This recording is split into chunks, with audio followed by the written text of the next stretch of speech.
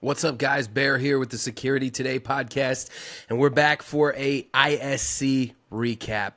I just wanted to take a minute and kind of talk about the ISC experience and everything that it was, and we'll go over a couple of things to come, a couple of things we got out of it, and what's coming down the pipe because of it. So it was an amazing show, first of all.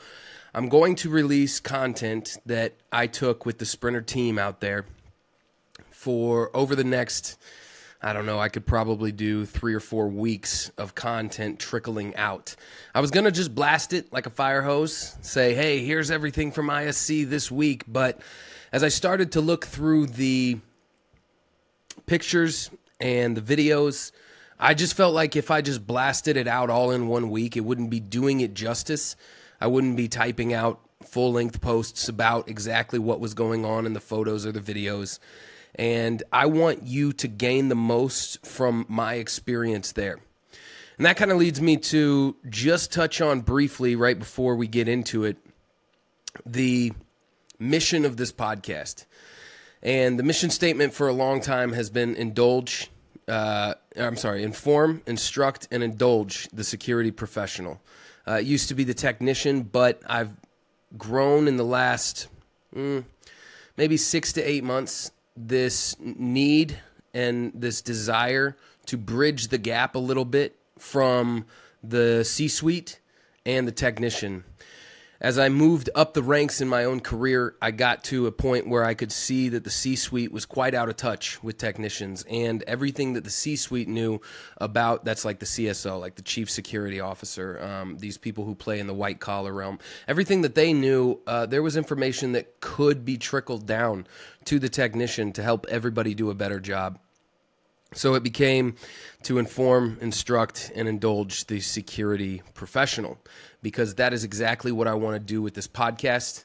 It's the purpose of it, and I kind of got to see that full swing while being out there at ISC West. It was like the mecca of what I'm trying to do with this podcast was coming together and flourishing and budding, and it was excellent. It was excellent to see. You have to wait while I sip my coffee this time because I don't have a guest on here. But no, let me tell you this. So that is the purpose of this podcast, and that's what I went into this ISC with.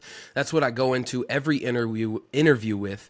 It's a tedious process. I am very selective who I invite or who I ask onto the podcast, and it is for the simple reason that I am trying to cater and curate an exact thing. Okay?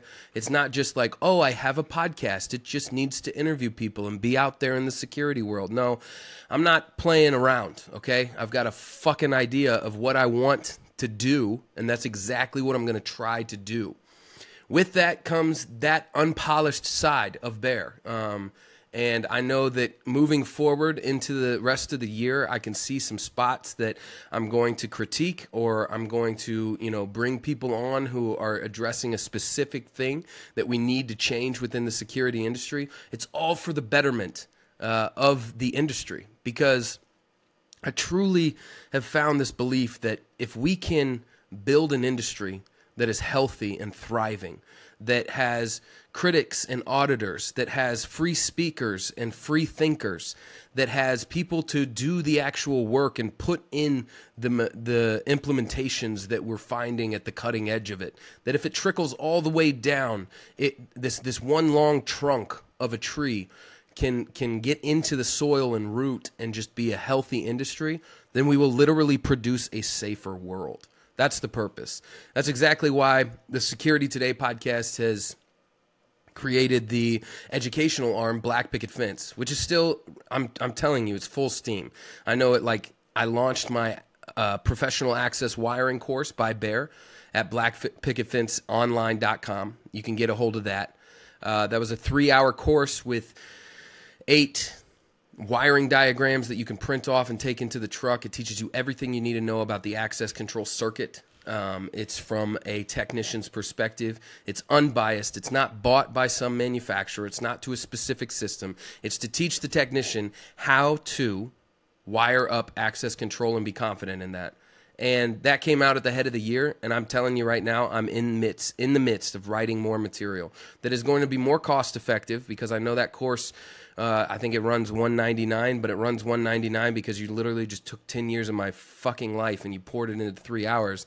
And that is the point of it. I need you to see the importance of you being the better technician and getting into that. But that's kind of all side note. But you know, the educational arm was created for that purpose too, to make the industry healthy. If we can make a healthy industry, we can make a better industry.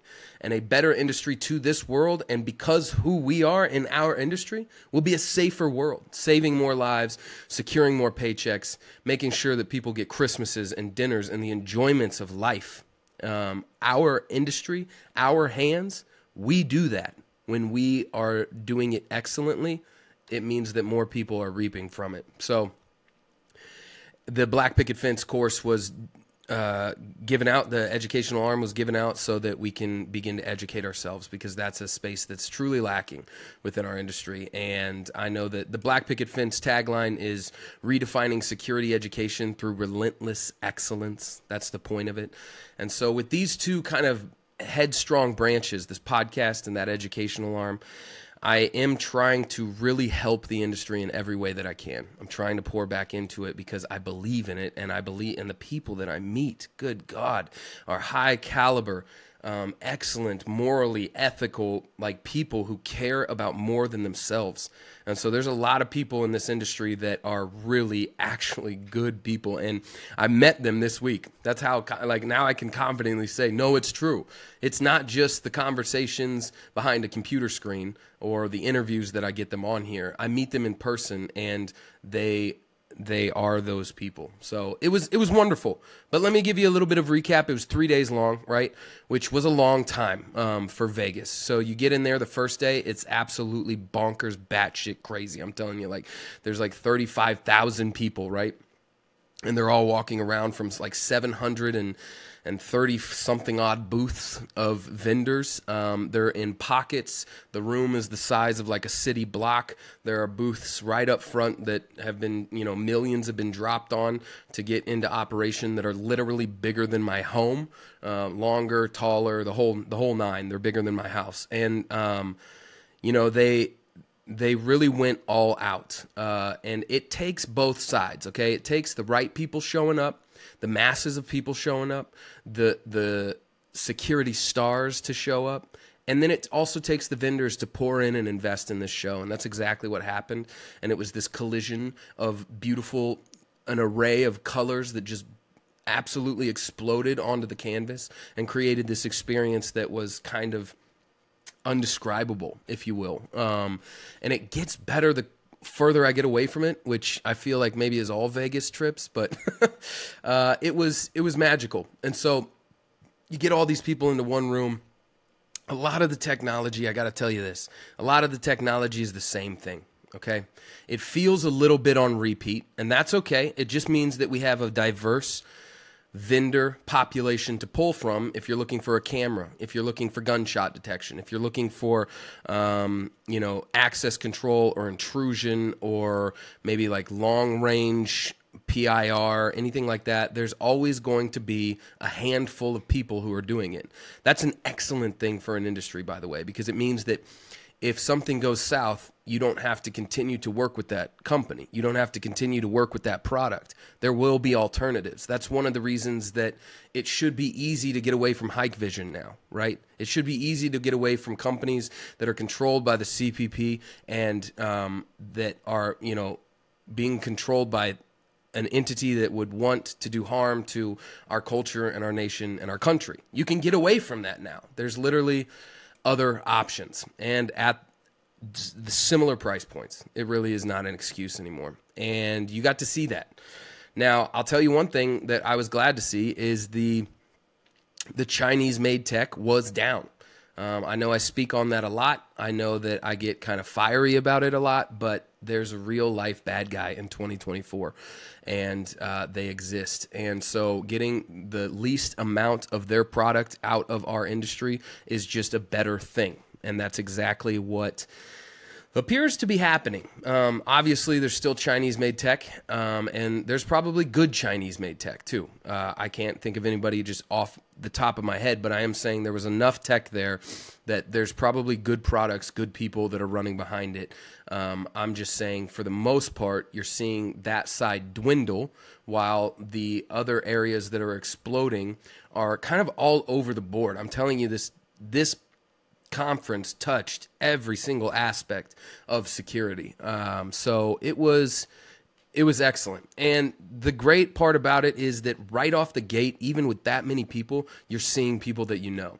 If you're playing in the Instagram space, if you're playing in the LinkedIn space especially, and you're following people who are putting out a lot of content on security, you immediately start to see them when you walk in. I think we weren't even to registration. We were walking to registration to get our badges, and I saw Dominic, who actually won the ASC hunt, so congratulations to him. And then immediately next, I see Benji Bollick, who I've had on the podcast. And so it just went like that all week long, and it was amazing. It just completes the circle, you know what I'm saying? That you're talking with these people, you're watching their content, you're following them, and then all of a sudden you're shaking their hand and you're getting to see them in person.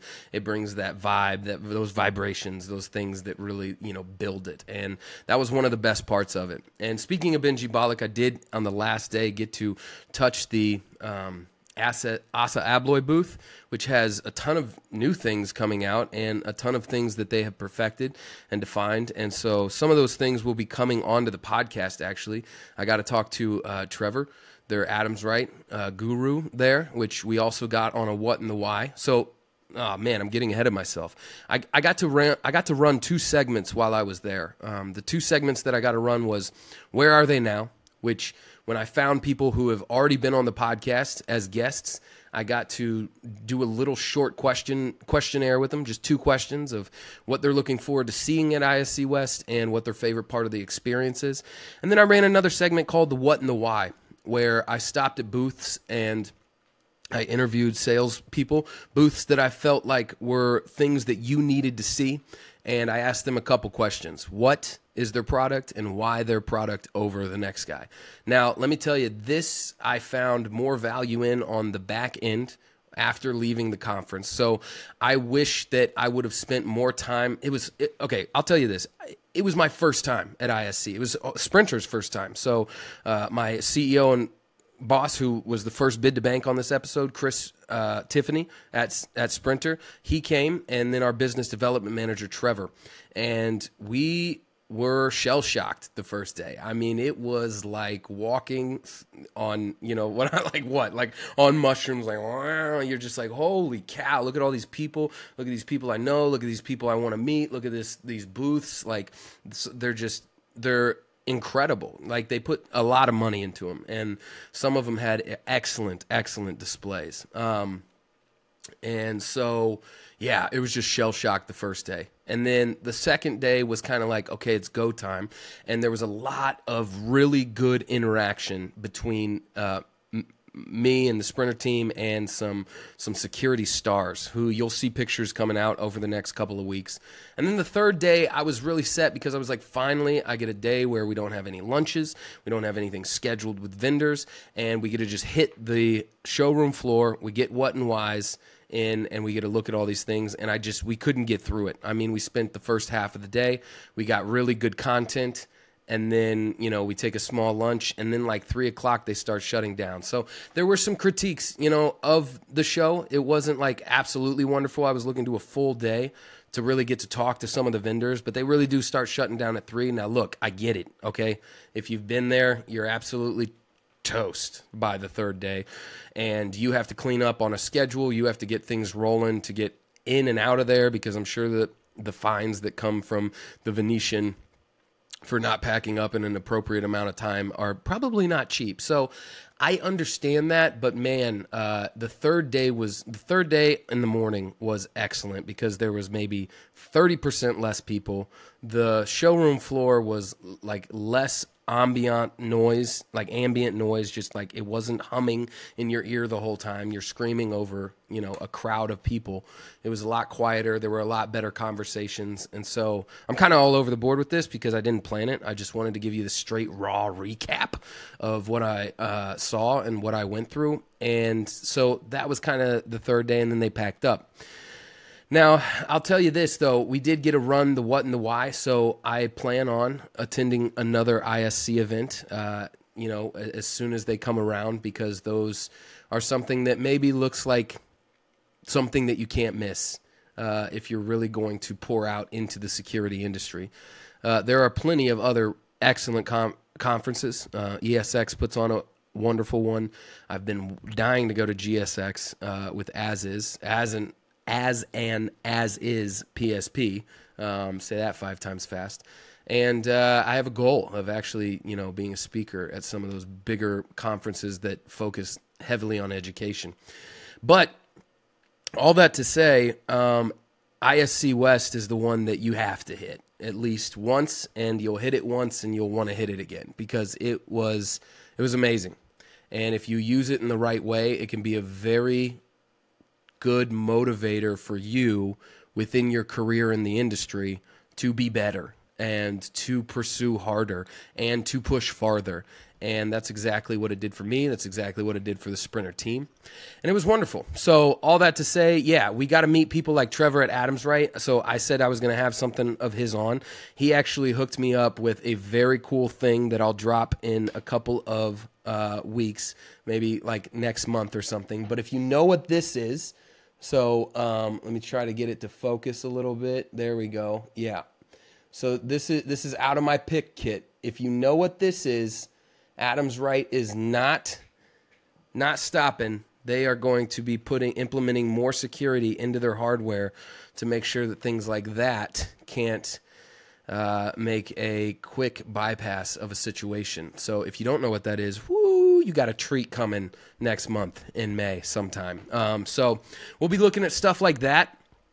I got to meet the greats. Right? I got to meet Chad Lingefelt, shake his hand in person, Chris Wilson, Leo Dess, Jonathan Lowry. I mean, I got to meet some of these guys that are big players in the industry. And I've got tons of pictures with them. Benji Bollick, Vinny from Eastern Security, who are actually getting on the bid to bank here in the next couple weeks. So there's a lot, and it's already recorded. We already got together and got that done. But there's a lot coming down the pipe, and it just is now coming with the veracity and the furious nature of what ISC can really do. So it was a great show.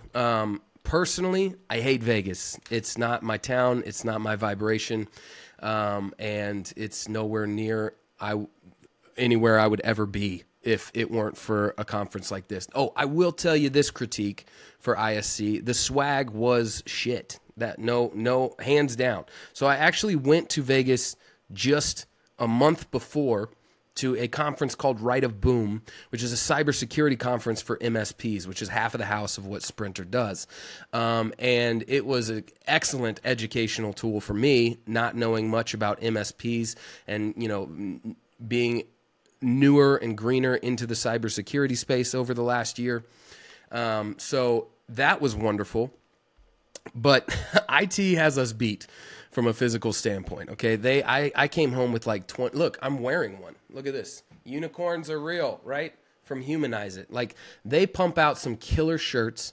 They got water bottles. They've got a shit ton of stickers. I was hoping, I would love a water bottle full of stickers that were Axis Communications and Motorola and, Pro Watch and iPro and all these other things. And I came home with 3 stickers. So if there's anything that you learn from ISC as a vendor listening to this podcast, excuse me, eyes right here, yeah, bring swag that rocks, not these little keychains.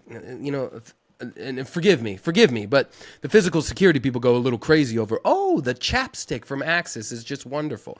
It's like, you guys don't know what you're fucking missing, okay? Because I'm telling you right now, man, if you go to a cybersecurity, they're handing out socks in patterns. They're handing out like all these things. Now, PDK did have a set of a couple Nikes, which that was dope. But you had to like sit down with them and like sign up with them. And it's like, but I'm signed up. I just want the Nikes.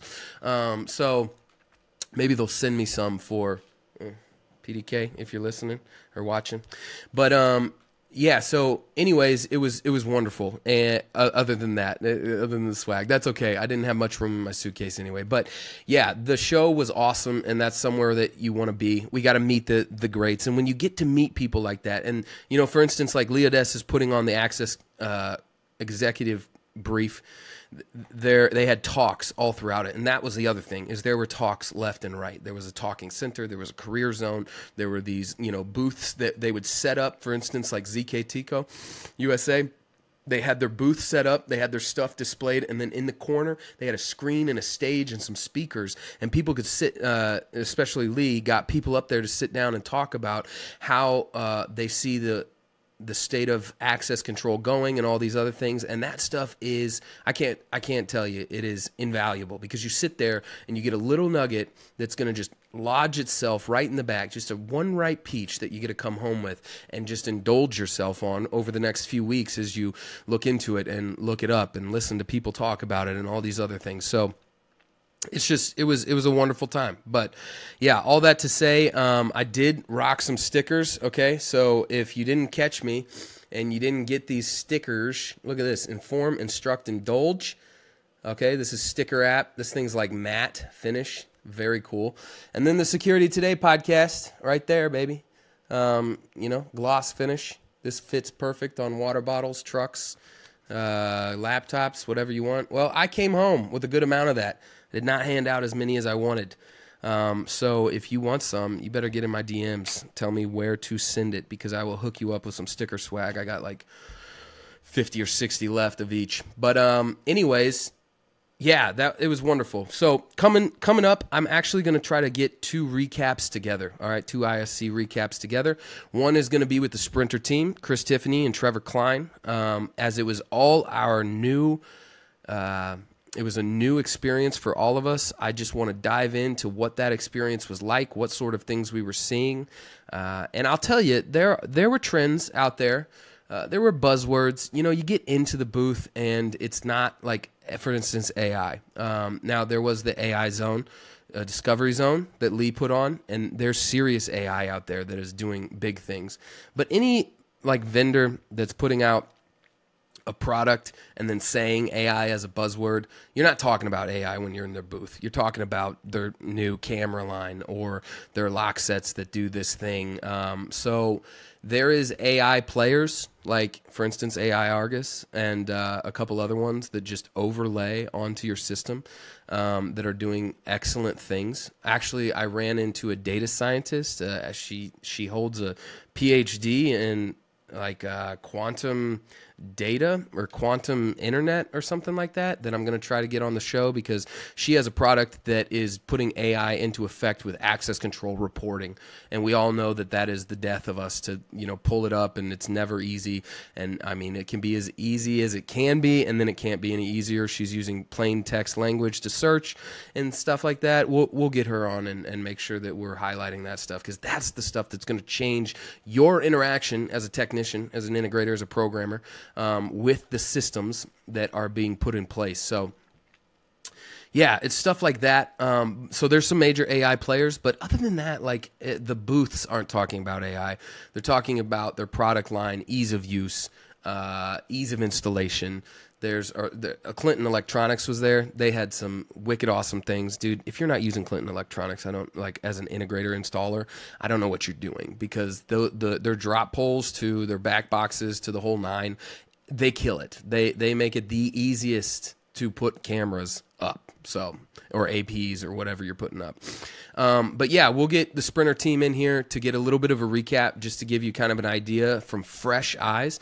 And I want that in 2 ways. I'm going to form some of the questions around the idea that I want you to see it, if you haven't been, as what was it like for someone new.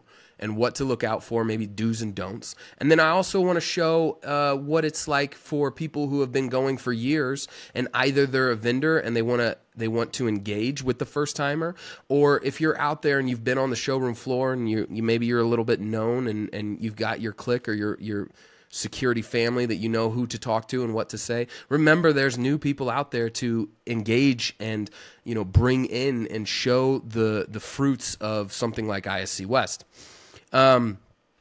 The second recap that I want to do is with Leo Des. So I hope to get him back on here. That's in the works right now. That's not a promise, but it is in the works that we get back on and we kind of recap it from his perspective, and then blend it a little bit with how I saw it. But he interviewed a ton of people, quick little 10-minute interviews from these booths with a microphone, and that's the invaluable part that I'm talking of. And he also led the AI Discovery Zone with Sia. There was a whole section on AI. It was beautiful. It was cool to walk through and look at. And then to get him on here to kind of say that. So that's what's coming down for ISC, and then I'll trickle content out over the next few weeks, maybe month and a half or something like that, but it's going to be good. And then I also want you to know I've already got stuff recorded. It's in the booth, so next week we are sitting down for a very, very lucky, I feel, The Room Where It Happens with David Friedman, who has single-handedly built the K through 12 school shooting database and run through statistics of school shootings within our country over the last 60 years, what that looks like, what's the truth from the statistics, not necessarily what we hear from the media, and how we as integrators and security designers can actually implement things that will really mitigate this problem, and especially in the incident response, cause this problem to come out with so few less casualties if we could only wrap our minds around a couple of things. So super stoked about that. Like I said, I got a bid to bank with Vinny Pioni from Eastern Security Services. He's going to walk us through on that. And I've got a couple people already lined up, man, who want to do some bid to banks. And The Room Where It Happens, I talked to some guys while I was out there at ISC.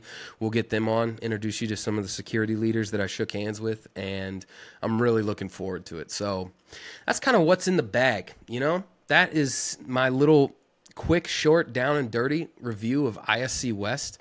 I know it was kind of scatterbrained. I literally was like, just turn the camera on and tell them exactly what you saw, because then maybe it'll be more raw. It'll be more, you know, uncut, and they'll get a sense of what you actually saw. So this wasn't polished. I don't have notes.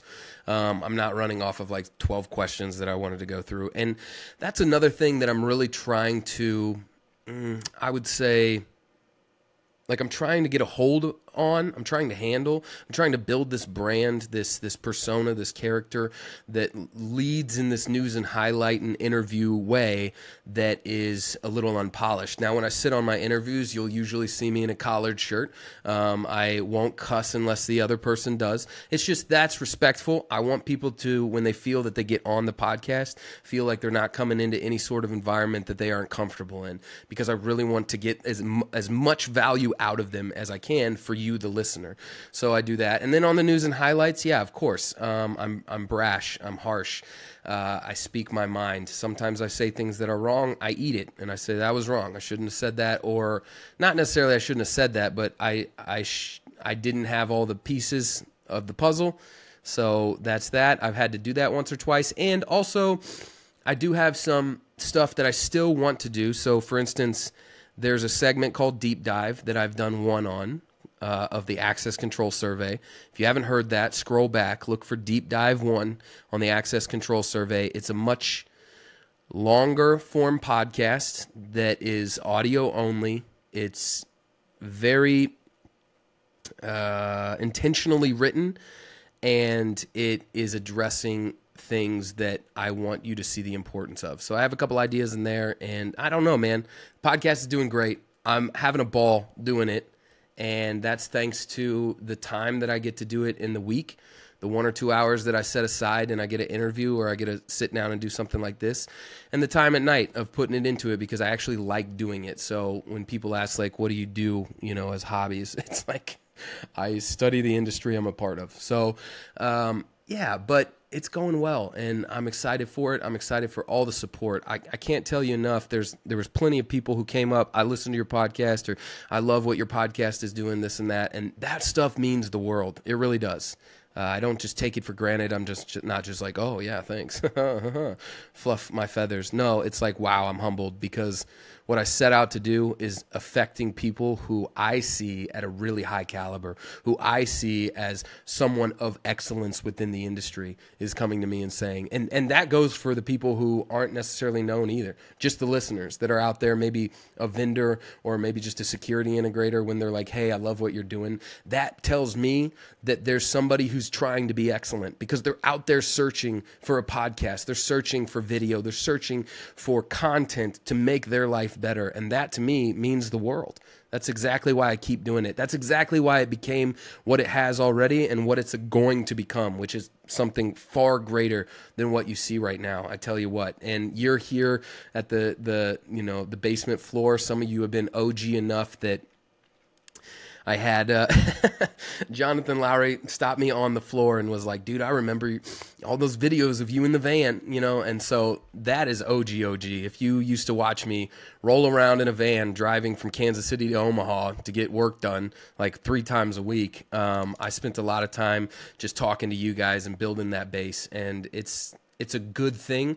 I understand that it's an important thing, and I'm not going to fuck it up. And I'm also not going to sell it off or look for, someone just to buy it so that I can preach what they need me to preach or anything like that, which we've seen in the industry happen. So it is going to remain unbiased. Sorry. It's going to remain biased to the podcast. Okay. Like, I think this shit's cool. I think the security industry is cool, but it's going to remain unbiased, not bought. I'll tell you really what I'm seeing, really what I'm feeling. I'll get people on here who speak truth and give value. And I hope that this time next year, you're listening to this thing religiously every single week if you're not already. Like, this is what I need to be better in my industry. It's not, the hundreds of newsletters I sign up for, or it's not, something that I have to tune into every Friday night because it's a like maybe a live, or it's some mastermind group you're a part of. Those are all excellent things that you should be pouring yourself into. But when it comes down to time, and you have to give your time to the project, give your time to the family, you better be giving time to your fucking family. That's the number one priority. But if you have to give your time to those other things, at least you can stop in for 20 minutes to an hour and really stay sharp on the industry. That's the point. So thanks for tuning in. Thanks for, coming. I've got like a desk full of stuff, and I've had an inbox full of stuff to do, but I really appreciate every single one of you. And I appreciate this podcast, and anybody I met last week, thank you. Vegas wrecked me. I came home with sinus pressure and a cold, but I'll tell you what, it was worth it. So appreciate you guys, and we'll see you next week on The Room Where It Happens with David Reedman. Make sure that you're following my LinkedIn, Baer Halverson, PSP, Halvorson, and make sure that you're following the Security Today podcast on Spotify. You can subscribe on YouTube to watch all of that stuff. Apple Podcasts, Google Podcasts, doesn't matter where you are. Please click subscribe, share this out, tell the people that you work with, post it on your Instagram. Like, anybody that's in the low voltage industry, tell them to listen to it if they have even an inkling of interest. And then, of course, tell your mother, call her up, tell her that you're doing better because you're listening to the Security Today podcast. Thanks, guys. We'll see you next week. Deuces.